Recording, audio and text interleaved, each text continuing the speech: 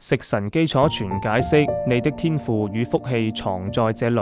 大家好，今日我哋要深入探討八字中代表福氣同才華嘅星曜食神。首先，我哋了解下食神嘅本質。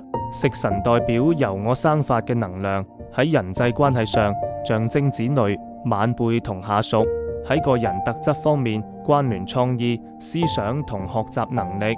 食神旺嘅人通常個性隨和，擅長透過手藝或才能喺社會立足。食神有幾個鮮明特徵：第一，重視口福之食神旺盛者，年輕時容易發福；第二，天生樂觀安逸，遇事總能隨遇而安；第三，特別關注生活享受，對美好事物有獨特品味。而家我哋睇下食神落在唔同位置嘅表現。年柱出現食神，表示祖輩條件優渥，但父輩可能較安於現狀。當事人通常學習能力強，與長輩關係融洽，從細就養成安逸性格。